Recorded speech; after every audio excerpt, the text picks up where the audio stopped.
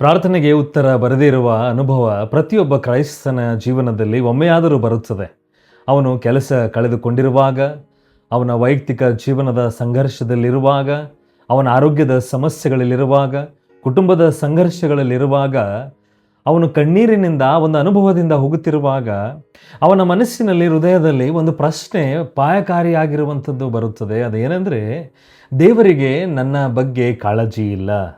ನಿಜವಾಗ್ಲಿಯೂ ನಮಗೆ ಆ ರೀತಿಯಾದ ಪ್ರಶ್ನೆ ಬರುತ್ತದೋ? ಅದನ್ನೇ ಇವತ್ತಿನ ದಿವಸದಲ್ಲಿ ಯಾಕೆ ದೇವರು ನನ್ನ ಪ್ರಾರ್ಥನೆ ಕೇಳುವುದಿಲ್ಲ, ಯಾಕೆ ಕೇಳುತ್ತಾ ಇಲ್ಲ, ದೇವರ ಮೌನದ ಕಾರಣಗಳು ಏನಾಗಿದೆ ಎಂಬುದಾಗಿ ಈ ಒಂದು ವಿಡಿಯೋದಲ್ಲಿ ತಿಳಿದುಕೊಳ್ಳೋಣ. ಪ್ರಿಯರೇ, ಎಲ್ಲರಿಗೂ ಪ್ರೈಸ್ ಲಾರ್ಡ್, ಜೈ ಕ್ರಿಸ್ತ್. ಮತ್ತೊಂದು ವಿಡಿಯೋಕ್ಕೆ ತಮ್ಮೆಲ್ಲರಿಗೂ ಸ್ವಾಗತ. ನಮ್ಮ ಚಾನಲ್ಗೆ ಈ ಒಂದು ವಿಡಿಯೋಗೆ ಹೊಸಬರಾಗಿ ನೋಡುತ್ತಿರುವಂಥವರು ನಮ್ಮ ಚಾನಲ್ಗೆ ಸಬ್ಸ್ಕ್ರೈಬನ್ನು ಮಾಡಿಕೊಳ್ಳುವುದರ ಮೂಲಕವಾಗಿ ಇದೇ ರೀತಿಯಾದ ವಿಶೇಷವಾದ ಸತ್ಯವೇದದ ಧ್ಯಾನದ ವಿಡಿಯೋಗಳು ನೀವು ಮುಂದೆ ಮಿಸ್ ಮಾಡಿಕೊಳ್ಳುವುದಿಲ್ಲ. ದೇವರು ನನ್ನ ಪ್ರಾರ್ಥನೆ ಯಾಕೆ ಕೇಳುತ್ತಾ ಇಲ್ಲ? ಈ ಒಂದು ಪ್ರಶ್ನೆ ಉತ್ತರ ನಾವು ಇವತ್ತಿನ ದಿವಸದಲ್ಲಿ ತಿಳಿದುಕೊಳ್ಳುವುದಕ್ಕೆ ಹೋಗುತ್ತಿರುವಂತಹ ಈ ಒಂದು 7 ಕಾರಣಗಳಿವೆ. ಆ ಒಂದು 7 ಕಾರಣಗಳೇ ಈ ಒಂದು ಪ್ರಶ್ನೆ ಉತ್ತರವಾಗಿದೆ. ಪ್ರಿಯರೇ, ಆ ಒಂದು 7 ಕಾರಣಗಳನ್ನು ತಿಳಿದುಕೊಳ್ಳುವುದಕ್ಕಿಂತ ಮುಂಚೆ ಒಂದು ನಮ್ಮ ದೈವಶಾಸ್ತ್ರದ, ನಮ್ಮ ದೇವರ ಗುಣಲಕ್ಷಣವನ್ನು ನಾವು ತಿಳಿದುಕೊಳ್ಳುವಂಥದ್ದು ಅವಶ್ಯಕತೆ ಆಗಿದೆ. ಆ ಗುಣಲಕ್ಷಣ ಯಾವುದು? ನಮ್ಮ ದೇವರ ಸ್ವಭಾವವೇ ಆಲಿಸುವಿಕೆ ಆಗಿದೆ ಎಂಬುದಾಗಿ ಅರ್ಥ. ಅಂದರೆ ಅರ್ಥ, ದೇವರು ನಮ್ಮ ಪ್ರಾರ್ಥನೆಗಳನ್ನು ಕೇಳುವಂಥದ್ದೇ ಆತನ ಸ್ವಭಾವವಾಗಿದೆ.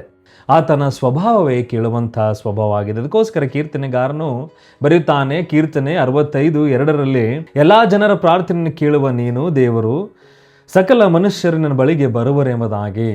ದೇವರ ಮೂಲ ಸ್ವಭಾವವೇ ಕೇಳುವಂಥದ್ದಾಗಿದೆ. ಪ್ರತಿಯೊಬ್ಬನ ಪ್ರಾರ್ಥನೆಗೆ ದೇವರು ಕಿವಿಗೊಡುತ್ತಾನೆ. ಇದು ಬುನಾದಿಯನ್ನಾಗಿಟ್ಟುಕೊಂಡು ನಾವು ಮುಂದೆ ಬರುತ್ತಿರುವಂತಹ ಈ ಒಂದು 7 ಕಾರಣಗಳನ್ನು ನಾವು ಒಂದೊಂದಾಗಿ ತಿಳಿದುಕೊಳ್ಳೋಣ. ಪ್ರಿಯರೇ, ಬನ್ನಿ. ಮೊದಲನೇದಾಗಿರುವಂತಹ ಕಾರಣ ಪ್ರಕಟಿಸದ ಪಾಪ, ಅಂದರೆ ಹೇಳಿಕೊಳ್ಳಲಾರದೆ, ಒಪ್ಪಿಕೊಳ್ಳದೇ ಇರುವಂತಹ ಪಾಪ. ಇದರ ಸಮಸ್ಯೆ ಏನಾಗಿದೆ? ಮನಸ್ಸಿನಲ್ಲಿ ಅಡಗಿಟ್ಟ, ದೇವರ ಮುಂದೆ ಒಪ್ಪಿಕೊಳ್ಳದ ಪಾಪ. ದೇವರು ಮತ್ತು ನಮ್ಮ ನಡುವೆ ಒಂದು ಗೋಡೆ ಕಟ್ಟುತ್ತದೆ ಈ ಒಂದು ಒಪ್ಪಿಕೊಳ್ಳದೇ ಇರುವಂಥ ಪಾಪ, ಮುಚ್ಚಿಕೊಂಡ ಪಾಪ. ತಪ್ಪು ಎಂದು ಗೊತ್ತಿದ್ದರೂ ಅದನ್ನು ರಕ್ಷಿಸಿಕೊಳ್ಳುತ್ತೇವೆ. ಎಷ್ಟೋ ಸಾರಿ ಅದು ತಪ್ಪಿದೆ ಎಂಬುದಾಗಿ ನಮಗೆ ಅನಿಸುತ್ತದೆ, ಆದರೆ ಅದು ಸರಿಯಾಗಿದೆ ಎಂಬುದಾಗಿ ಅದನ್ನು ನಾವು ರಕ್ಷಿಸ್ತೇವೆ. ಮತ್ತು ಕ್ಷಮಿಸದ ಹೃದಯ. ನಾವು ಇತರರನ್ನು ಕ್ಷಮಿಸದೇ ಇರುವಂಥ ಸಮಯದಲ್ಲಿ ಆ ಒಂದು ಕೋಪವಿರುತ್ತದೆ ನಮ್ಮ ಜೀವನದಲ್ಲಿ, ಆ ದ್ವೇಷ ಇರುತ್ತದೆ ನಮ್ಮ ಮನಸ್ಸಿನಲ್ಲಿ. ಅದಕ್ಕೋಸ್ಕರ ಈ ಒಂದು ವಿಷಯಗಳು ಪ್ರಾರ್ಥನೆಯ ಧ್ವನಿಯನ್ನು ಸಂಪೂರ್ಣವಾಗಿ ತಡೆ ಹಿಡಿಯುತ್ತವೆ. ಇದು ಒಂದು ದೊಡ್ಡ ಗೋಡೆಯಾಗಿ ನಿಲ್ಲುತ್ತದೆ. ಇದಕ್ಕೆ ಸತ್ಯವೇದ ಆಧಾರವೇನಾಗಿದೆ? ಇಲ್ಲಿ ಯೆಶಾಯ 59:2 ಹೇಳುತ್ತದೆ, ನಿಮ್ಮ ಅಕ್ರಮಗಳು ನಿಮ್ಮ ದೇವರ ಮತ್ತು ನಿಮ್ಮ ನಡುವೆ ಅಡ್ಡ ನಿಂತಿರುತ್ತವೆ, ನಿಮ್ಮ ಪಾಪಗಳು ಆತನ ಮುಖವನ್ನು ನಿಮ್ಮಿಂದ ಮರೆಮಾಡಿರುತ್ತವೆ, ಅದರಿಂದ ಆತನು ಕೇಳುವುದಿಲ್ಲ. ಅದೇ ರೀತಿಯಾಗಿ ಮಾರ್ಕನ ಬರೆದ ಸುವಾರ್ತೆ 11:25 ಕೂಡ ಇದೇ ರೀತಿಯಾದ ನಾವು ವಾಕ್ಯವನ್ನು ನೋಡುತ್ತೇವೆ. ಇದೇ ಸತ್ಯವೇದ ಆಧಾರವಾಗಿದೆ. ಹಾಗಾದರೆ ಇದರ ಪರಿಹಾರವೇನಾಗಿರುತ್ತದೆ? ಏನು ಮಾಡಬೇಕು? ಮತ್ತೆ ಪರಿಹಾರ, ಪ್ರಾರ್ಥಿಸುವ ಮೊದಲು ಕೆಲವು ನಿಮಿಷ ಮೌನದಲ್ಲಿ ಕುಳಿತು, ದೇವರೇ ನನ್ನ ಹೃದಯವನ್ನು ಪರೀಕ್ಷಿಸುವುದಾಗಿ ದೇವರಿಗೆ ಪ್ರಾರ್ಥನೆ ಮಾಡಬೇಕು, ಹೇಳಬೇಕು. ಅದನ್ನು ಹೇಳಿದ ಮೇಲೆ ಅಡಗಿರುವ ವಿಷಯಗಳನ್ನು ಬೆಳಕಿಗೆ ನಾವು ತರಬೇಕು. ದೇವರ ಸನ್ನಿಧಾನದಲ್ಲಿ ನಾವು ಮುಚ್ಚಿಕೊಂಡಿರುವಂಥ ಪ್ರತಿಯೊಂದು ವಿಷಯಗಳು ದೇವರ ಮುಂದೆ ಪ್ರಾಮಾಣಿಕವಾಗಿ ನಮ್ಮ ಎಲ್ಲ ತಪ್ಪುಗಳನ್ನು ಒಪ್ಪಿಕೊಳ್ಳಬೇಕು ಆತನ ಮುಂದೆ. ಯಾಕಂದರೆ ಆತನಿಗೆ ಮುಚ್ಚಿರುವ ಯಾವುದೇ ರೀತಿಯಾದ ತಪ್ಪುಗಳಿಲ್ಲ. ನಮ್ಮ ಒಳಗಡೆ ಇರುವಂಥ ಪ್ರತಿಯೊಂದು ಪಾಪ, ತಪ್ಪುಗಳು ಎಲ್ಲವೂ ಆತನು ಬಲ್ಲವನಾಗಿದ್ದಾನೆ. ಮತ್ತು ನಿಮ್ಮನ್ನು ನೋಯಿಸಿದ್ದವರನ್ನು ಕ್ಷಮಿಸಿರಿ ಮೊದಲನೇದಾಗಿ. ಯಾಕಂದರೆ ದೇವರು 170 ಸಾರಿ ಕ್ಷಮಿಸಬೇಕು. ಪರಲೋಕದ ಪ್ರಾರ್ಥನೆಯಲ್ಲಿ ಆತನು ಏನು ಹೇಳಿದನು? ನಾನು ಇನ್ನೊಬ್ಬರನ್ನು ಹೇಗೆ ಕ್ಷಮಿಸಿದ್ದೇನೆ ಅದೇ ರೀತಿಯಾಗಿ ದೇವರೇ ನನ್ನನ್ನು ನಿನ್ನ ಕ್ಷಮಿಸಿ ಎಂಬುದಾಗಿ ನಾವು ಪ್ರಾರ್ಥಿಸ್ತೇವೆ. ಅದಕ್ಕೋಸ್ಕರ ನಿಮಗೆ ನೋಯಿಸಿದರವನ್ನು ನೀವು ಕ್ಷಮಿಸಬೇಕು. ಈ ಒಂದು ಪಾರದರ್ಶಕತೆ ಗೋಡೆಯನ್ನು ಕೆಡವುತ್ತದೆ. ಈ ಒಂದು ವಿಷಯಗಳನ್ನು ಮಾಡಿರುವಾಗ, ನಮ್ಮ ಒಳಗಡೆ ಇರುವಂಥ ಪಾಪ ಒಪ್ಪಿಕೊಂಡಾಗ, ಇನ್ನೊಬ್ಬರಿಗೆ ನಾವು ಕ್ಷಮಾಪಣೆ ನೀಡಿದ್ದಾಗ, ದ್ವೇಷ ಕೋಪ ತೆಗೆದಾಗ ಆ ಒಂದು ಗೋಡೆ ಕಟ್ಟಿರುವಂಥದ್ದು ಮುರಿದು ಹೋಗುತ್ತದೆ ಮತ್ತು ಈ ವಿಷಯಗಳು ಅದಕ್ಕೆ ಕೆಡವುತ್ತವೆ. ಎರಡನೇದಾಗಿರುವಂಥ ಕಾರಣ ತಪ್ಪಾದ ಉದ್ದೇಶ. ಈ ಏನು ತಪ್ಪಾದ ಉದ್ದೇಶ ಎಂಬುದಾಗಿ ಕೇಳಿರುವಾಗ, ದೇವರು ಕೇವಲ ಪ್ರಾರ್ಥನೆಯ ಶಬ್ದ ಕೇಳುವುದಿಲ್ಲ, ಹಿಂದಿನ ಉದ್ದೇಶ ನೋಡುತ್ತಾನೆ. ದೇವರನ್ನು ಕೇವಲ ಎಮರ್ಜೆನ್ಸಿ ಹೆಲ್ಪ್ ಲೈನ್ ಮಾಡಿಕೊಂಡಿದ್ದೇವೆ. ಕೆಲವು ಕ್ರೈಸ್ತರು ನಾವು ಯಾವಾಗ ನಮಗೆ ಪ್ರಾಬ್ಲಮ್ಸ್ಗಳಾಗುತ್ತವೆ, ಸಮಸ್ಯೆಗಳಾಗುತ್ತವೆ, ಆವಾಗ ಮಾತ್ರ ದೇವರ ಮುಂದೆ ಹೋಗಬೇಕು, ಪ್ರಾರ್ಥಿಸಬೇಕು. ಇದು ಎಮರ್ಜೆನ್ಸಿ ಹೆಲ್ಪ್ಲೈನ್ ತರಹ ಬಳಸುವಂಥದ್ದು ನಾವು ರೂಢಿ ಮಾಡಿಕೊಂಡಿದ್ದೇವೆ. ಅನುಕೂಲವಾಗಿ ಒಪ್ಪಂದ ಮಾಡಿಕೊಳ್ಳುವುದು ಅಥವಾ ಸ್ವಾರ್ಥ ಉದ್ದೇಶದಿಂದ ಬೇಡುವುದು ನಿಜವಾದ ಸಂಬಂಧವನ್ನು ತುಂಡರಿಸುತ್ತದೆ, ಅಂದರೆ ನಾಶ ಮಾಡುತ್ತದೆ. ಈ ಸ್ವಾರ್ಥವಾಗಿ ಬೇಡಿಕೊಳ್ಳುವಂಥದ್ದು ಬಹಳಷ್ಟು ಗಂಭೀರತೆಯನ್ನು ಹೊಂದಿರುವಂಥ ಪ್ರಾರ್ಥನೆಯಾಗಿದೆ ದೇವರೇ. ಅಂದರೆ ಅರ್ಥ, ಸ್ವಾರ್ಥವಾಗಿ ಬೇಡಿಕೊಳ್ಳಬೇಡಿರಿ. ನಿಮ್ಮ ಪ್ರಾರ್ಥನೆಯಲ್ಲಿ ಸ್ವಾರ್ಥತೆ ಇರಬಾರದು. ಆ ಸ್ವಾರ್ಥತೆ ನಿಮ್ಮ ಪ್ರಾರ್ಥನೆಯ ಹಿಂದಾದ ಉದ್ದೇಶವಿದ್ದರೆ ಅದು ತಪ್ಪಾದ ಉದ್ದೇಶವಾಗಿದೆ. ಇದು ಸತ್ಯವೇದ ಆಧಾರ ಏನಾಗಿದೆ? ಯಾಕೋಬ 4ನೇ ಅಧ್ಯಾಯ 3ನೇ ವಚನದಲ್ಲಿ, ನೀವು ಬೇಡಿದ್ದನ್ನು ನಿಮ್ಮ ಭೋಗಗಳಿಗಾಗಿ ಉಪಯೋಗಿಸಬೇಕೆಂಬ ದುರಭಿಪ್ರಾಯಪಟ್ಟು ಬೇಡಿಕೊಳ್ಳುವುದರಿಂದ ನಿಮಗೆ ದೊರೆಯುವುದಿಲ್ಲ ಎಂಬುದಾಗಿ ಇಲ್ಲಿ ವಾಕ್ಯ ಸ್ಪಷ್ಟವಾಗಿ ತಿಳಿಸುತ್ತದೆ. ಬೇಡಿಕೊಂಡಿರುವಂತಹ ಪ್ರತಿಯೊಂದು ಪ್ರಾರ್ಥನೆ ಹಿಂದೆ ಕೆಟ್ಟ ಉದ್ದೇಶವಾಗಿದೆ ಎಂಬುದಾಗಿ ಇದ್ದರೆ ನೀವು ಬೇಡಿಕೊಂಡಿರುವಂತಹ ಪ್ರಾರ್ಥನೆ ಎಂದಿಗೂ ಉತ್ತರ ಸಿಗುವುದಿಲ್ಲ, ದೊರೆಯುವುದಿಲ್ಲ ಎಂಬುದಾಗಿ ಇಲ್ಲಿ ಸತ್ಯವೇದ ಆಧಾರವಿದೆ. ಈ ಒಂದು ತಪ್ಪಾದ ಉದ್ದೇಶದ ಸಮಸ್ಯೆ ಗೊತ್ತಾಯಿತು, ಸತ್ಯವೇದ ಆಧಾರ ಗೊತ್ತಾಯಿತು. ಪರಿಹಾರವೇನಾಗಿದೆ? ದೇವರನ್ನು ಕೇವಲ ಉಪಯೋಗಿಸಿಕೊಳ್ಳುವ ಉದ್ದೇಶ ಬಿಟ್ಟು ಆತನನ್ನು ಅರಿಯುವ ಉದ್ದೇಶಕ್ಕೆ ಬದಲಾಗಿ ಏನನ್ನಾದರೂ ಕೇಳುವ ಮೊದಲು 2 ನಿಮಿಷಗಳ ಕಾಲ ದೇವರ ಒಳ್ಳೆತನವನ್ನು ನೆನೆಸಿ ಸಂಪೂರ್ಣ ಕೃತಜ್ಞತೆಯಿಂದ ಪ್ರಾರ್ಥನೆ ಪ್ರಾರಂಭಿಸಿರಿ. ಮತ್ತಾಯ 6:33 ಹೇಳಿರುವ ಹಾಗೆ ನಾವು ಕೇವಲ ದೇವರನ್ನು ಉಪಯೋಗಿಸಿಕೊಳ್ಳುವಂಥ ಉದ್ದೇಶವನ್ನು ಹಿಡಿದುಕೊಂಡು ಪ್ರಾರ್ಥನೆಗಳನ್ನು ಮಾಡಬಾರದು. ನಮಗೆ ಬೇಕಾಗಿರುವಂಥ ಸಮಯದಲ್ಲಿ ದೇವರಿಗೆ ಪ್ರಾರ್ಥಿಸ್ತೇವೆ ಅಂದರೆ ಅರ್ಥ ದೇವರನ್ನು ನಾವು ಉಪಯೋಗಿಸಿಕೊಳ್ಳುತ್ತಾ ಇದ್ದೇವೆ. ಅದನ್ನು ಬಿಟ್ಟು ದೇವರ ಒಳ್ಳೆಯತನವನ್ನು ನಾವು 2 ನಿಮಿಷಗಳನ್ನು ಕೂತಿ ಕಣ್ಣು ಮುಚ್ಚಿ ನಾವು ಧ್ಯಾನವನ್ನು ಮಾಡಬೇಕು. ಅದಾದ ಮೇಲೆ ಮತ್ತೆ 6:33 ನೀವು ಮೊದಲು ದೇವರ ರಾಜ್ಯಕ್ಕಾಗಿ ನೀತಿಗಾಗಿ ತವಕಪಟ್ಟಿರಿ, ಆವಾಗ ಇವು ವಿಷಯಗಳಿಂದ ಅವೆಲ್ಲವೂ ದೊರಕುವ ಎಂಬುದಾಗಿ, ನಿಮ್ಮ ಎಲ್ಲ ಅವಶ್ಯಕತೆಗಳು ದೇವರು ಪೂರೈಸ್ತಾನೆ ಎಂಬುದಾಗಿ ಅಲ್ಲಿ ವಾಕ್ಯವು ಹೇಳುತ್ತದೆ. 3ನೇದಾಗಿರುವಂಥ ಕಾರಣ, ನಂಬಿಕೆ ಇಲ್ಲದೆ ಪ್ರಾರ್ಥಿಸುವುದು. ಯಾಕೆ ಜನರು ನಂಬಿಕೆ ಇಲ್ಲದೆ ಪ್ರಾರ್ಥನೆ ಮಾಡುತ್ತಾರೆ ಎಂಬುದಾಗಿ ಕೇಳುವುದಕ್ಕೆ ಸಮಸ್ಯೆ, ಅನುಮಾನ ಮತ್ತು ಅವಿಶ್ವಾಸವು ನಮ್ಮ ಪ್ರಾರ್ಥನೆ ಶತ್ರುಗಳು. ನಿರಂತರವಾಗಿ ದೇವರ ಸ್ವಭಾವವನ್ನು ಸಂದೇಹಿಸುತ್ತಾ ಪ್ರಾರ್ಥಿಸುವುದು ತೂತು ಬಿದ್ದ ಬಕೆಟ್ನಲ್ಲಿ ನೀರನ್ನು ಹಿಡಿಯುವ ಹಾಗೆ ಆಗಿದೆ. ನೀರು ಅಂದರೆ ಆಶೀರ್ವಾದ ಬರುತ್ತಿದ್ದರೂ ಅದು ಸಂಗ್ರಹವಾಗುವುದಿಲ್ಲ. ಯಾಕಂದರೆ ನಮ್ಮ ಜೀವನದಲ್ಲಿ ಈ ಒಂದು ಅನುಮಾನ, ಅವಿಶ್ವಾಸವು ತುಂಬಿಕೊಂಡಿರುವಂಥದ್ರಲ್ಲಿ ನೀವು ಎಷ್ಟೇ ನೀರು ಹಾಕಿರಿ, ತೂತು ಬಿದ್ದಿರುವಂಥ ಬಕೆಟ್ನಲ್ಲಿ ಆ ನೀರು ನಿಲ್ಲುವುದಿಲ್ಲ. ಯಾಕಂದರೆ ತೂತು ಬಿದ್ದಿರುವುದಕ್ಕೋಸ್ಕರ, ತೂತು ಅಂದರೆ ಅರ್ಥ ಅನುಮಾನ, ಸಂದೇಹ, ಅವಿಶ್ವಾಸವಾಗಿದೆ. ಅದಕ್ಕೋಸ್ಕರ ನೀವು ಎಷ್ಟೇ ಪ್ರಾರ್ಥನೆ ಮಾಡಿದರೂ ಕೂಡ ದೇವರು ಸುರಿಸ್ತಿರುವಂಥ ಆಶೀರ್ವಾದ ನೀವು ಇಟ್ಟುಕೊಳ್ಳುವುದಕ್ಕೆ ಸಾಧ್ಯವಿಲ್ಲ. ಇದರ ಸತ್ಯವೇದ ಆಧಾರ ಯಾಕೋಬ 1ನೇ ಅಧ್ಯಾಯ 6ನೇ ವಚನ ಮತ್ತು 7ನೇ ವಚನ, ಸ್ವಲ್ಪವೂ ಸಂದೇಹ ಪಡದೆ ನಂಬಿಕೆಯಿಟ್ಟು ಕೇಳಿಕೊಳ್ಳಬೇಕು. ಸಂದೇಹ ಪಡುವವನು ಗಾಳಿಯಿಂದ ಒಡೆಯಲ್ಪಟ್ಟ ಸಮುದ್ರದ ತೆರೆಯಂತೆ ಅಲಿಯುತ್ತಿರುವನು. ಆ ಮನುಷ್ಯನು ತಾನು ಕರ್ತನಿಂದ ಏನಾದರೂ ಹೊಂದುವೆನೆಂದು ಭಾವಿಸದೇ ಇರಲಿ. ಸ್ಪಷ್ಟವಾಗಿ ದೇವರ ವಾಕ್ಯ ಹೇಳುತ್ತದೆ. ಅದಕ್ಕೋಸ್ಕರ ಸಂದೇಹ, ನಂಬಿಕೆ ಇಲ್ಲದೆ ಕೇಳಿಕೊಳ್ಳುವಂಥದ್ದು ಸಂಪೂರ್ಣ ವ್ಯರ್ಥವಾಗಿರುವಂಥ ಕಾರ್ಯವಾಗಿದೆ. ಇಬ್ರಿಯ 11:1 ಕೂಡ ಇದೇ ರೀತಿಯಾದ ವಾಕ್ಯ ಹೇಳುತ್ತದೆ ಪ್ರಿಯರೇ. ಹಾಗಾದರೆ ಇದರ ಪರಿಹಾರವೇನಾಗಿದೆ? ನಾವು ಏನು ಮಾಡಬೇಕು? ನಂಬಿಕೆ ಕೇವಲ ಭಾವನೆಯಲ್ಲ. ನಾನು ಭಾವನೆಗಳಿದೆ, ಇಮೋಷನಲ್ ಆಗಿದ್ದೇನೆ, ಸೆನ್ಸಿಟಿವ್ ಇದ್ದೇನೆ, ಆ ಒಂದು ಭಾವನೆ ಇಟ್ಟುಕೊಂಡು ನಾನು ಪ್ರಾರ್ಥನೆ ಮಾಡುತ್ತೇನೆ. ಇಲ್ಲ, ನಂಬಿಕೆ ಒಂದು ಭಾವನೆ ಅಲ್ಲ, ಅದು ವಾಕ್ಯವನ್ನು ಕೇಳುವುದರಿಂದ ಬರುತ್ತದೆ. ರೋಮ 10:17 ಪ್ರಕಾರ ವಾಕ್ಯಗಳನ್ನು ನಾವು ಎಷ್ಟು ಕೇಳುತ್ತೇವೋ, ವಾಕ್ಯಗಳನ್ನು ಎಷ್ಟು ಅರ್ಥ ಮಾಡಿಕೊಳ್ಳುತ್ತೇವೋ, ಅದರಂತೆ ಎಷ್ಟು ನಡೆಯುತ್ತೇವೋ ಅಷ್ಟು ನಂಬಿಕೆ ಬರುತ್ತದೆ, ಹುಟ್ಟುತ್ತದೆ, ಬೆಳೆಯುತ್ತದೆ. ಆ ನಂಬಿಕೆಯಿಂದಲೇ ನಾವು ಪ್ರಾರ್ಥನೆ ಮಾಡಬೇಕು. ಕೇವಲ ಖಾಲಿ ಪದಗಳಿಂದ ಪ್ರಾರ್ಥಿಸಬೇಡಿ. ಸತ್ಯವೇದದ ವಾಕ್ಯಗಳನ್ನು ಆಧಾರವನ್ನು ಮಾಡಿಟ್ಟುಕೊಂಡು ನೀವು ಪ್ರಾರ್ಥಿಸಬೇಕು. ಕೀರ್ತನೆ 91 ವಚನಗಳನ್ನು ಓದಿ ಆ ವಾಗ್ದಾನಗಳ ಮೇಲಿನ ವಿಶ್ವಾಸದಿಂದ ನಿಮ್ಮ ನಂಬಿಕೆಯ ತೂತುಗಳನ್ನು ಮುಚ್ಚಿಕೊಳ್ಳಿರಿ. 4ನೇದಾಗಿರುವಂಥ ಕಾರಣ, ದೇವರ ಚಿತ್ತಕ್ಕೆ ವಿರುದ್ಧ ಪ್ರಾರ್ಥಿಸುವುದು. ನಮ್ಮ ಸೀಮಿತ ಕಥೆಯನ್ನು ಬರೆದುಕೊಂಡು ಅದನ್ನೇ ದೇವರು ನೆರವೇರಿಸಬೇಕೆಂದು ಒತ್ತಾಯಿಸುವುದು. ನಾವು ಏನು ಕಥೆ ಮಾಡಿಕೊಂಡಿದ್ದೇವೆ, ನಮಗೆ ಏನು ಬೇಕು, ನಮಗೆ ಏನು ಇಷ್ಟ ಇದೆ, ನಮ್ಮ ಚಿತ್ತವೇನಾಗಿದೆ, ನಮಗೆ ಏನು ಬೇಕು ಎನ್ನುವಂತಹ ವಿಷಯಗಳು ನಾವು ನಿರ್ಣಯಿಸಿಕೊಂಡು ನಿರ್ಧಾರ ಮಾಡಿಕೊಂಡು ಅದನ್ನೇ ದೇವರ ಮುಂದೆ ಕೇಳಿ ಕೇಳಿ ಅದನ್ನೇ ದೇವರು ಮಾಡಬೇಕು, ಅದೇ ಕಥೆ ದೇವರನ್ನ ಜೀವನದಲ್ಲಿ ನೆರವೇರಿಸಬೇಕೆನ್ನುವಂಥ ಪ್ರಾರ್ಥನೆ ನಾವು ಒತ್ತಾಯಿಸಿ ಮಾಡುವಂಥದ್ದು. ಮತ್ತು ದೇವರ ಪರಿಪೂರ್ಣ ಚಿತ್ತಕ್ಕೆ ವಿರುದ್ಧವಾದ ಪ್ರಾರ್ಥನೆಗಳು ದೇವರಿಗೆ ಮಹಿಮೆ ತರುವುದಿಲ್ಲ. ಅದರಿಂದ ಅವುಗಳಿಗೆ ಹೌದು ಎಂಬ ಉತ್ತರ ಸಿಗುವುದಿಲ್ಲ. ಅದಕ್ಕೋಸ್ಕರ ದೇವರ ಚಿತ್ತಕ್ಕೆ ಪರಿಪೂರ್ಣವಾಗಿರುವಂಥ ವಿರುದ್ಧವಾದ ಪ್ರಾರ್ಥನೆಗಳು, ವಿಜ್ಞಾಪನೆಗಳು ನಮಗೆ ಉತ್ತರ ಸಿಗುವುದಿಲ್ಲ. ಯಾಕಂದರೆ ನಾವು ಮಾಡುತ್ತಿರುವಂಥ ಕೆಲವು ಪ್ರಾರ್ಥನೆ, ವಿಜ್ಞಾಪನೆಗಳು ದೇವರ ಚಿತ್ತಕ್ಕೆ ವಿರುದ್ಧವಾಗಿರಬಹುದು. ಅದನ್ನು ನಾವು ತಿಳಿದುಕೊಳ್ಳಬೇಕು. ಅದು ವಿರುದ್ಧವಾಗಿದೆ ಎಂಬುದಾಗಿ ತಿಳಿದ ತಕ್ಷಣ ಅದನ್ನು ನಿಲ್ಲಿಸಬೇಕು. ಇದರ ಸತ್ಯವೇದ ಆಧಾರ ಏನಾಗಿದೆ? ಹೌದು, ಆಧಾರವಿದೆ. 1 ಯೋಹಾನ 5ನೇ ಅಧ್ಯಾಯ 14ನೇ ವಚನ.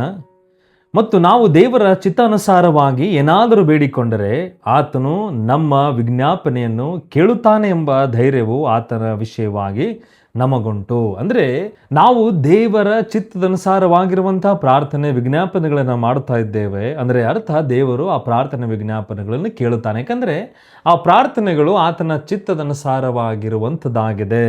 ಅದು ನಮಗೆ ತಿಳಿದಿರುವಂಥ ಒಂದು ಸ್ಪಷ್ಟವಾದ ಸತ್ಯವಾಗಿದೆ. ಇದೇ ಸತ್ಯವೇದವು ಸ್ಪಷ್ಟವಾಗಿ ಹೇಳುವಂಥದ್ದಾಗಿದೆ. ದೇವರ ಚಿತ್ತದ ವಿರುದ್ಧವಾಗಿ ಮಾಡುವಂಥ ಪ್ರಾರ್ಥನೆ ದೇವರೆಂದಿಗೂ ಕೇಳುವುದಿಲ್ಲ. ಹಾಗಾದರೆ ಇದರ ಪರಿಹಾರವೇನಾಗಿದೆ? ನಾವೇನು ಮಾಡಬೇಕು? ನಿಮ್ಮ ಆಸೆಗಳನ್ನು ಧೈರ್ಯದಿಂದ ಹೇಳಿ. ಆದರೆ ಯೇಸು ಕಲಿಸಿದ್ದ ಅತ್ಯುನ್ನತ ಶರಣಾಗತಿಯ ಮಾದರಿಯನ್ನು ಬಳಸಿ. ನನ್ನ ಚಿತ್ತದಂತೆ ಅಲ್ಲ, ನಿನ್ನ ಚಿತ್ತದಂತೆ ಆಗಲಿ. ಮತ್ತೆ 26:39 ನಮ್ಮ ಕರ್ತನಾದ ಯೇಸು ಕ್ರಿಸ್ತನೇ ನಮಗೆ ಆ ಒಂದು ಪ್ರಾರ್ಥನೆ ಮಾಡಬೇಕು, ಮಾಡುವಂಥದ್ದು ಅವಶ್ಯಕತೆಯಾಗಿದೆ. ಅದೇ ಕ್ರೈಸ್ತರು ಮಾಡುವಂಥದ್ದು ಕ್ರೈಸ್ತ ಜೀವನದ ಒಂದು ದೊಡ್ಡ ಗುರುತಾಗಿದೆ ಎಂದು ತಿಳಿಸಿಕೊಟ್ಟಿರುವಂತಹ ಒಂದು ಗೆತ್ಸೆಮನೆ ತೋಟದಲ್ಲಿ ಕಡೇ ಕ್ಷಣದಲ್ಲಿ ಆತನು ತಂದೆಯಾದ ದೇವರಿಗೆ ಪ್ರಾರ್ಥಿಸ್ತಾನೆ, ನನ್ನ ಚಿತ್ತವಲ್ಲ ತಂದೆಯೇ, ನಿನ್ನ ಚಿತ್ತವೇ ನನ್ನ ಜೀವನದಲ್ಲಿ ಆಗಲಿ. ಅದಕ್ಕೋಸ್ಕರ ನಮ್ಮ ಆಸೆಗಳು, ನಮಗೆ ಬೇಕಾಗಿರುವಂಥ ಕೆಲವು ವಿಷಯಗಳು, ಅದರಲ್ಲಿ ನಾವು ಆಸಕ್ತಿ ಇಟ್ಟಿದ್ದೇವೆ, ಆಸೆಗಳನ್ನಿಟ್ಟಿದ್ದೇವೆ, ಅವು ದೇವರ ಮುಂದೆ ನಾವು ಹಂಚಿಕೊಳ್ಳುವಂಥದ್ರಲ್ಲಿ ಏನೂ ತಪ್ಪಿಲ್ಲ. ಆದರೆ ಅವು ದೇವರ ಚಿತ್ತದನುಸಾರವಾಗಿ ಇದೆಯೋ ಇಲ್ಲವೋ ಎಂಬುದಾಗಿ ತಿಳಿದುಕೊಳ್ಳುವುದಕ್ಕೆ ನಾವು ತಂದೆಯಾದ ದೇವರೇ, ಇದು ನನ್ನ ಚಿತ್ತವಲ್ಲ, ನನ್ನ ಚಿತ್ತದ ಹಾಗೆ ನನ್ನ ಪ್ರಾರ್ಥನೆ ನೀನು ಕೊಡಲೇಬೇಕೆನ್ನುವಂಥ ಪ್ರಾರ್ಥನೆ ಅಲ್ಲ ದೇವರೇ, ನಿನ್ನ ಚಿತ್ತದ ಹಾಗೆ, ನಿನ್ನ ಚಿತ್ತದಲ್ಲಿ ಏನೇನು ವಿಷಯಗಳಿವೆ, ಏನೇನು ಆಶೀರ್ವಾದ ಉದ್ದೇಶಗಳಿವೆ ಅವೆಲ್ಲ ನನ್ನ ಜೀವನದಲ್ಲಿ ಮಾಡು, ನಿನ್ನ ಚಿತ್ತವೇ ನನ್ನ ಜೀವನದಲ್ಲಿ ನೆರವೇರಲಿ ಎನ್ನುವಂತಹ ಪ್ರಾರ್ಥನೆ ಮಾಡುವಂಥದ್ದೇ ಇದರ ಪರಿಹಾರವಾಗಿದೆ. 5ನೇದಾಗಿರುವಂಥ ಕಾರಣ ಸಂಬಂಧದಲ್ಲಿ ಬಿರುಕು, ಗಮನವಿಟ್ಟು ಕೇಳುವಂಥ ಕಾರಣವಾಗಿದೆ ಪ್ರಿಯರೇ. ಇದರ ಸಮಸ್ಯೆ ಏನಾಗಿದೆ? ಮನುಷ್ಯನ ಸಂಬಂಧಗಳಿಗೆ ದೇವರು ಹೆಚ್ಚಿನ ಆದ್ಯತೆ ನೀಡುತ್ತಾನೆ. ಕುಟುಂಬದಲ್ಲಿ ಸಂಘರ್ಷಣೆ, ಜಗಳ, ಆಸ್ತಿಯ ಜಗಳಗಳು, ಅಥವಾ ಚರ್ಚ್ನಲ್ಲಿ ಆಗುತ್ತಿರುವಂಥ ದ್ವೇಷದ ಜಗಳಗಳು, ಯಾವುದೇ ವಿಷಯಗಳಾಗಲಿ, ಈ ಒಂದು ಕಾರಣಗಳಿಂದ ಅಲ್ಲಿ ಒಬ್ಬರನ್ನೊಬ್ಬರು ಕುಟುಂಬದಲ್ಲಿ ಮತ್ತು ಸಭೆಯಲ್ಲಿ, ಸಮಾಜದಲ್ಲಿ ನಾವು ಸಂಬಂಧಗಳನ್ನು ಮುರಿದುಕೊಂಡು ನಮ್ಮ ಜೀವನದಲ್ಲಿ ನಾವು ಹೋಗುತ್ತೇವೆ ಮತ್ತು ಪ್ರಾರ್ಥಿಸ್ತೇವೆ, ದೇವರು ಕೇಳಬೇಕು. ಅದು ಸಾಧ್ಯವಿಲ್ಲ.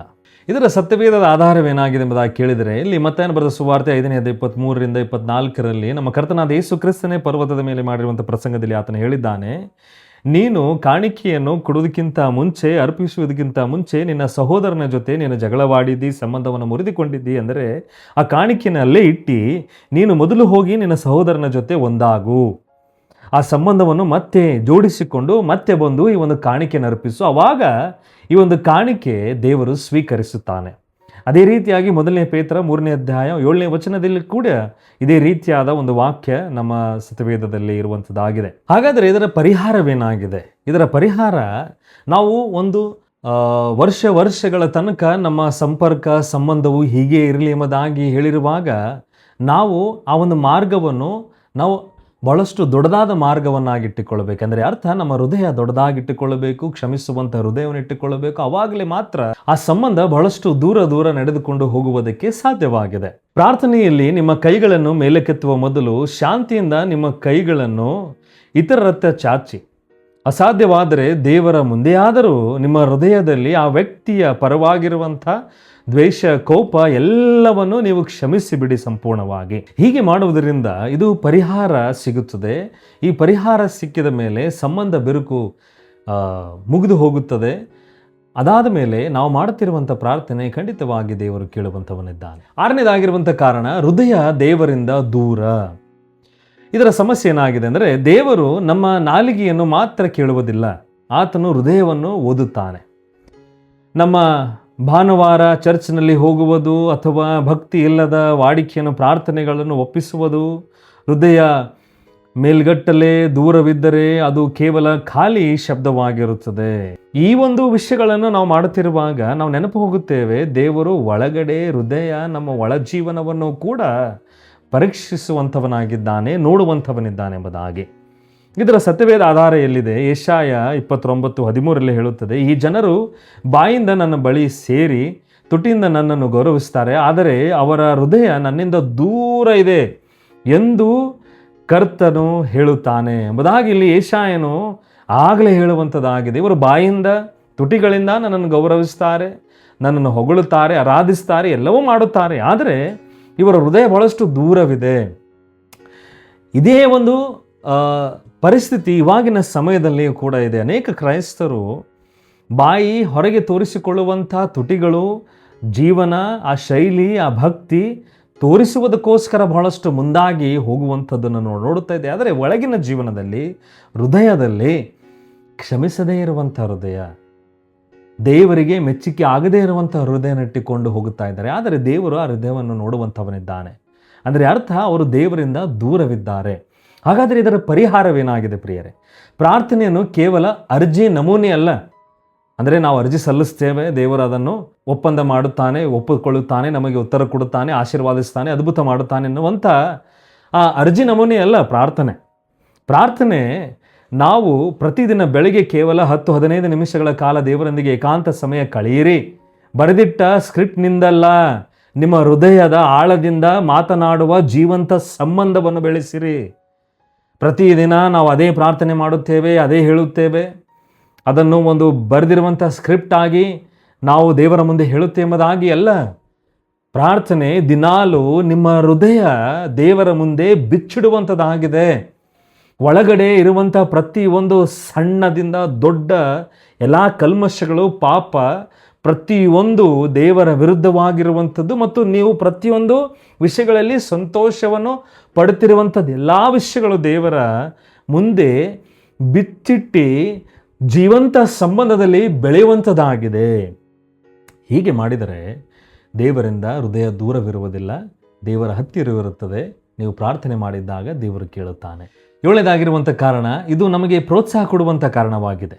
ದೇವರ ಸಮಯ ನಮ್ಮ ಸಮಯ ಅಲ್ಲ. ಇದರ ಸಮಸ್ಯೆ ಏನೆಂದರೆ, ನಮ್ಮ ಆತುರವು ತಕ್ಷಣವಾದ ಉತ್ತರವನ್ನು ಬಯಸುತ್ತದೆ, ಆದರೆ ದೇವರ ಮೌನವು ನಿರಾಕರಣೆ ಅಲ್ಲ, ಅದು ಸಿದ್ಧತೆ ಆಗಿದೆ. ಇನ್ನೂ ಅಲ್ಲ ಎಂಬುದು ಇಲ್ಲ ಎಂದು ತಪ್ಪಾಗಿ ಅರ್ಥೈಸಿಕೊಂಡಿದ್ದರೆ ನಮ್ಮ ನಂಬಿಕೆ ಮುರಿಯುತ್ತದೆ.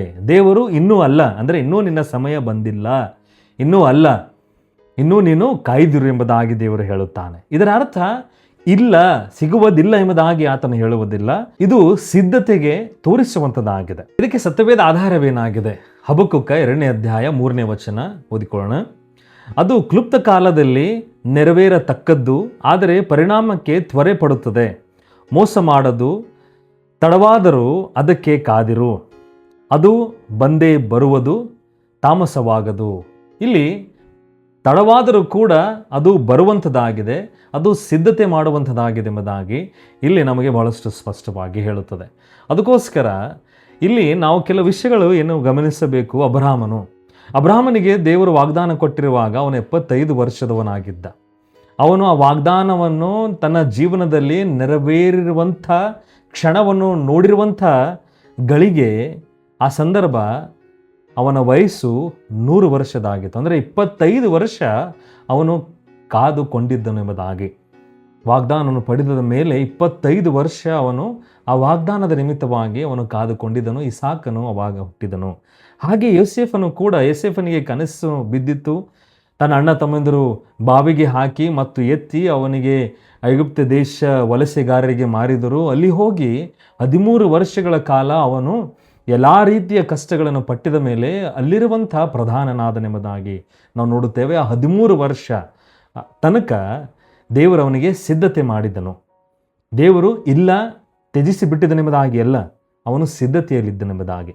ಹಾಗೆ ಮೋಶೆಯು ಕೂಡ 40 ವರ್ಷಗಳ ಕಾಲ ಅರಮನೆಯಲ್ಲಿ ಆತನು ಕಳೆದನು. ಇನ್ನೂ 40 ವರ್ಷಗಳ ಕಾಲ ಅವನು ಅಡವಿಯಲ್ಲಿ ಕಳೆದಿದ್ದನು, ಒಂದು ಕುರಿಗಳನ್ನು ಮೇಯಿಸುತ್ತಾ. 40 ವರ್ಷ ಅರಮನೆಯಲ್ಲಿ ಯುವರಾಜನ ಹಾಗೆ ಅವನು ಜೀವನವನ್ನು ಜೀವಿಸಿದ ಮೇಲೆ ಇನ್ನು 40 ವರ್ಷ ಇಲ್ಲಿ ಒಬ್ಬ ಕುರುಬನ ಹಾಗೆ ಅಡವಿಯಲ್ಲಿ ಅವನು ದೇವರ ಒಂದು ಚಿತ್ತ ವಾಗ್ದಾನದ ನಿಮಿತ್ತವಾಗಿ ಅವನು ಜೀವಿಸ್ತಾ ಇದ್ದನು. ಆ ಒಂದು 40 ವರ್ಷಗಳ ಮುಗಿದ ಮೇಲೆ, ಅಂದರೆ ಅವನು 80 ವರ್ಷದವನಾಗಿದ್ದ, ಆವಾಗ ಅವನಿಗೆ ದೇವರ ಉದ್ದೇಶ ಅವನ ಜೀವನದಲ್ಲಿ ಬಂತು. ಈ ಒಂದು ವಿಷಯಗಳನ್ನು ನಾವು ಯಾಕೆ ನೋಡಿಕೊಂಡಿದ್ದೇವೆ ಅಂದರೆ, ಅರ್ಥ ನಾವು ಕೇಳಿಕೊಳ್ಳುತ್ತಿರುವಂತಹ ಸಮಯ ದೇವರ ಸಮಯ ಇರದೇ ಇರುವಂಥದ್ದಾಗಿರಬಹುದು. ಹಾಗಾದರೆ ಅದರ ಅರ್ಥ ನಾವು ಕೇಳಿಕೊಳ್ಳಬಾರದೆಂಬುದಾಗಿ ಅಲ್ಲ. ನಮ್ಮ ಪ್ರಾರ್ಥನೆ ಸತತವಾಗಿ ಯಾವಾಗಲೂ ದೇವರಿಗೆ ಕೇಳುವಂಥದ್ದೇ ಆಗಿರಬೇಕು. ಎಡಬಿಡದೆ ನೀವು ಪ್ರಾರ್ಥಿಸಿರೆಂಬುದಾಗಿ ಹೇಗೆ ಪೌಲನು ಹೇಳುತ್ತಾನೋ ಅದೇ ರೀತಿಯಾಗಿ ನಮ್ಮ ಪ್ರಾರ್ಥನೆ ಎಂದಿಗೂ ಕೂಡ ನಿಲ್ಲಬಾರದು. ಇದು ಪರಿಹಾರವಾಗಿದೆ. ಇದೇ ರೀತಿಯಾಗಿ ನಂಬಿಕೆಯಿಂದ ಕಾಯುವ ಅಭ್ಯಾಸವನ್ನು ರೂಢಿಸಿಕೊಳ್ಳಿರಿ. ಕಾಯುವ ಸಮಯ ವ್ಯರ್ಥವಿಲ್ಲ. ದೇವರ ಉತ್ತರ ಈ 3 ವಿಧಗಳಲ್ಲಿರುತ್ತದೆ. ಹೌದು, ನೀನು ಪ್ರಾರ್ಥನೆ ಮಾಡಿದ ತಕ್ಷಣ ದೇವರು ಹೌದು ನಾನು ಕೊಡುತ್ತೇನೆ ಎಂಬುದಾಗಿ ತಕ್ಷಣ ಕೆಲವು ಪ್ರಾರ್ಥನೆ ವಿಜ್ಞಾಪನೆಗಳು ನಮಗೆ ಬಹಳಷ್ಟು ಬೇಗನೆ ಸಿಕ್ಕಿಬಿಡುತ್ತವೆ. ಮತ್ತೆ ಕೆಲವು ಪ್ರಾರ್ಥನೆ ವಿಜ್ಞಾಪನೆಗಳು ಇಲ್ಲ, ಇದಕ್ಕಿಂತ ಒಳ್ಳೆಯದು ಕಾದಿದೆ. ದೇವರು ನಮಗೆ ಈ ರೀತಿಯಾಗಿ ಕೂಡ ಹೇಳುತ್ತಾನೆ, ಇಲ್ಲ ಇದು ಬೇಡ, ಇದಕ್ಕಿಂತ ನಿನಗೆ ಇನ್ನೂ ಉನ್ನತವಾಗಿರುವಂಥ ಒಂದು ಆಶೀರ್ವಾದ ನಾನು ಮಾಡುವಂಥವನಾಗಿದ್ದೇನೆ, ಇದು ಬೇಡ ಎಂಬುದಾಗಿ ದೇವರು ಹೇಳುತ್ತಾನೆ. 2ನೇದಾಗಿ. ಇನ್ನು 3ನೇದಾಗಿ, ಇನ್ನೂ ಅಲ್ಲ, ನಾನು ನಿನ್ನನ್ನು ಸಿದ್ಧಪಡಿಸ್ತಾ ಇದ್ದೇನೆ, ಇನ್ನೂ ಅಲ್ಲ, ಇನ್ನೂ ನಿನ್ನ ಸಮಯ ಇಲ್ಲ. ಈ ಒಂದು ವಿಷಯ ನೀನು ಪ್ರಾರ್ಥನೆ ಮಾಡುತ್ತಿರುವಂಥ ಇವೆಲ್ಲ ಪ್ರಾರ್ಥನೆಗಳು ನಿನಗೆ ಇವಾಗ ಸಿಗುವಂಥದ್ದು ಇಲ್ಲ. ನೀನು ಸಿದ್ಧತೆಯನ್ನು ಮಾಡಿಕೋ, ನಾನು ನಿನ್ನನ್ನು ಸಿದ್ಧನಾಗಿ ಮಾಡಿ ಆ ಒಂದು ಸಿಗಬೇಕಾಗಿರುವಂಥ ಸಮಯದಲ್ಲಿ ನಿನಗೆ ಆ ವಿಷಯಗಳನ್ನು ನಾನು ಕೊಡುತ್ತೇನೆ. ಈ 3 ಉತ್ತರಗಳು ದೇವರು ನಮಗೆ ಖಂಡಿತವಾಗಿ ಪ್ರತಿಯೊಂದು ಪ್ರಾರ್ಥನೆಗಳು ಕೊಡುತ್ತಾನೆ. 1ನೇದಾಗಿ ಹೌದು, ಖಂಡಿತವಾಗಿ ಕೊಟ್ಟು ಬಿಡುತ್ತಾನೆ. 2ನೇದಾಗಿ ಇಲ್ಲ, ಅದಕ್ಕಿಂತ ಇನ್ನೂ ಉನ್ನತವಾಗಿರುವಂಥದ್ದು ನಿನಗೆ ನಾನು ಇಟ್ಟಿದ್ದೇನೆ ಎಂಬುದಾಗಿ ದೇವರು ಅದನ್ನು ಕೊಡುತ್ತಾನೆ. 3ನೇದಾಗಿ ಸಿದ್ಧತೆ, ಕಾಯ್ದಿರು ಎಂಬುದಾಗಿ ದೇವರು ಹೇಳುತ್ತಾನೆ. ತಕ್ಕ ಸಮಯದಲ್ಲಿ ನಿನಗೆ ನಾನು ಕೊಡುತ್ತೇನೆ ಎಂಬುದಾಗಿ.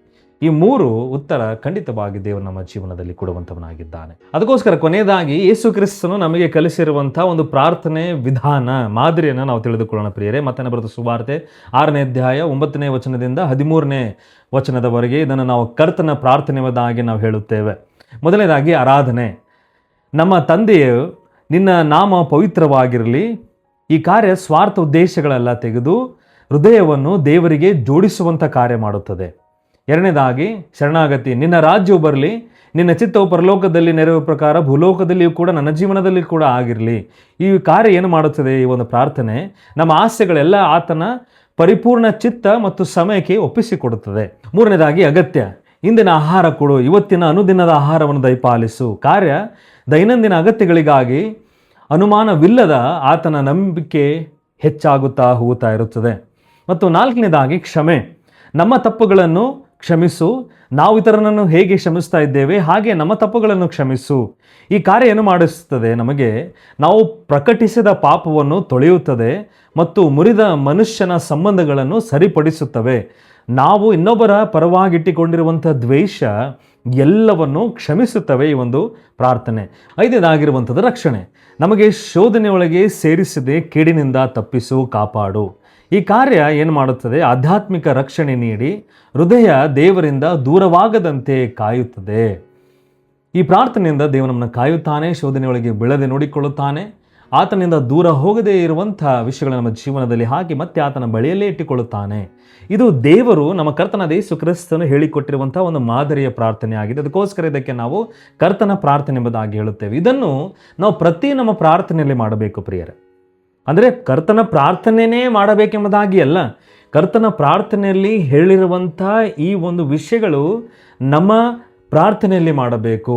ಆದರೆ ಇನ್ನೊಂದು ಸಾರಿ ನೀವು ತಪ್ಪು ತಿಳ್ಕೊಳ್ಬೇಡ್ರಿ, ನಾನು ಪರಲೋಕ ಪ್ರಾರ್ಥನೆ ಅಂದರೆ ಕರ್ತನ ಪ್ರಾರ್ಥನೆಯೇ ಹೇಳಿರಿ, ಪ್ರತಿ ಸಾರಿ ನೀವು ಕರ್ತನ ಪ್ರಾರ್ಥನೆಯೇ ಹೇಳಿರಿ ಎಂಬುದಾಗಿ ನಾನು ಹೇಳ್ತಾ ಇಲ್ಲ. ಅದರ ಹಾಗೆ ನೀವು ಪ್ರಾರ್ಥಿಸಿರಿ. ಅದಕ್ಕೋಸ್ಕರ ಕೊನೆಯದಾಗಿ ಈ 7 ಕಾರಣಗಳು ನಿಮ್ಮನ್ನು ಅಪರಾಧಿ ಮಾಡಲು ಅಲ್ಲ, ಬದಲಾಗಿ ನಿಮ್ಮ ಪ್ರಾರ್ಥನೆಯ ಜೀವನವನ್ನು ಬಂಧನದಿಂದ ಮುಕ್ತಗೊಳಿಸಲು ವಿನ್ಯಾಸಗೊಳಿಸಲಾಗಿದೆ.